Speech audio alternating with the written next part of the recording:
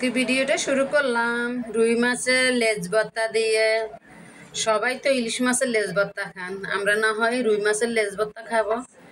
রুই মাছের লেজ ভর্তা ইলিশ মাছের যেমন স্বাদ, রুই মাছেরও সে এরকমই স্বাদ। কেন নয়, এটা শুধু গ্রানটা শুধু বেশ কম, কিন্তু স্বাদ কিন্তু সেই স্বাদ। যারা খান নাই তারা একবার খেয়ে দেখবেন।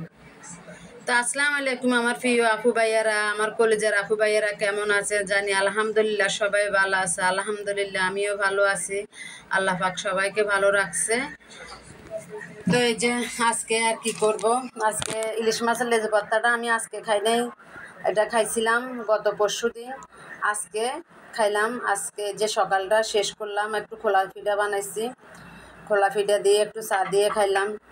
এই যে আজকে ডাল, আলু ভর্তা, ডিম ভাজি, একটু আগের পুরনো তরকারি ছিল, এগুলা দিয়ে কোনো রকম চললাম আর কি। তো সবসময় তো আর এটা সেটা খাওয়া হয় না, যে সময় যেরকম খাই ওরকম আমার আপু ভাইদের সাথে একটু শেয়ার করি আর কি। তো আমার আপু ভাইয়েরা কে যে সবাইকে যেন আল্লাহ ভালো রাখে, দোয়াই সবার জন্য করি।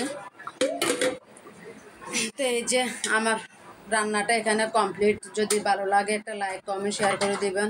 তা আজ পর্যন্ত সবাইকে আল্লাহ হাফেজ, সবাই ভালো থাকবেন।